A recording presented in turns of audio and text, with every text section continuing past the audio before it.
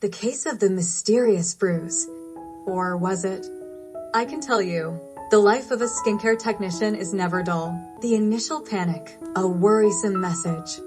It was the day after a successful plasma fibroblast session. I received a message from one of my clients. Her tone was worried, bordering on panicked.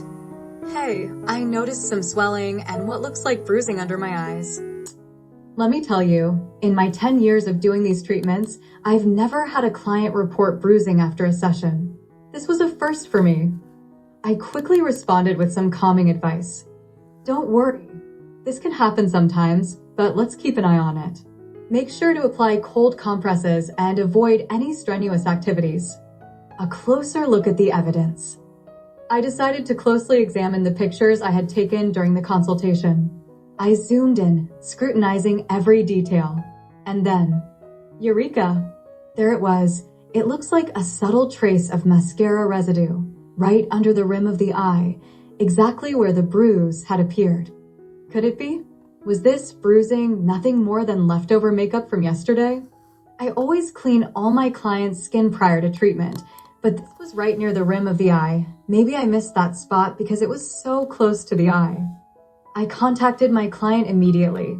Hey, I just reviewed your before pictures by zooming in, and it looks like it could be leftover mascara, maybe not a bruise. What we thought was a bruise could actually be just a bit of makeup residue that decided to stick around post-treatment. Lesson learned. Why we take before pictures and remove all makeup. This experience was a good reminder of why taking clear, close-up pictures before the treatment is crucial.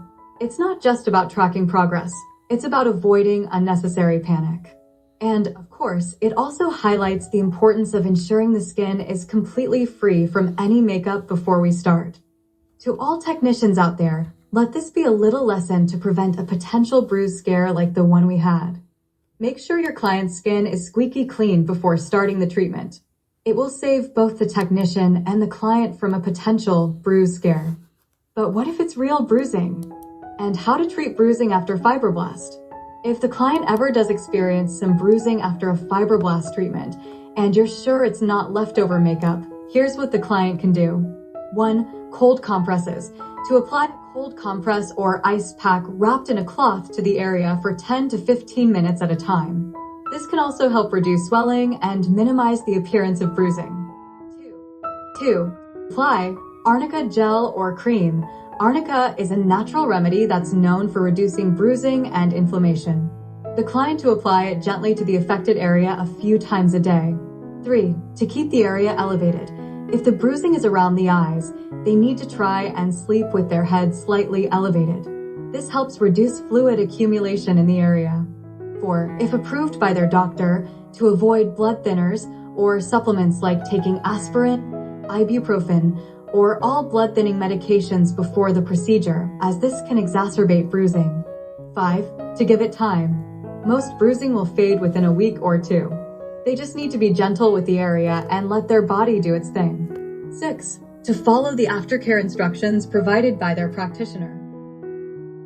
In the end, all was well with my client and the mysterious bruise. I'll be sure to double-check for any makeup residue from now on.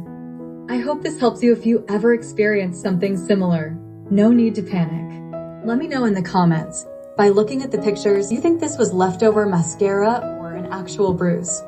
Thanks, and I look forward to hearing from you. Until next time, stay glowing. You're always welcome to contact me. If you're a newly qualified technician and feel lost and insecure in administering this great treatment and need more in-depth knowledge, all in one, plus all your questions answered, in only one click, you can go and buy the Plasma Fibroblast Complete Study Series, ebook 6, series 1 to 6, currently at a great offer. Or if you prefer it in paperback, you can find it on Amazon at the normal price. Don't forget to subscribe to my channel so you won't miss any updates, and remember to check out the links in the post if you're interested in purchasing the complete book or downloading the free aftercare documents. Please note, all the information in this article is based on my own experience and does not represent the views of any other salon or establishment. To avoid confusion, seek clarification on anything you don't understand before proceeding further.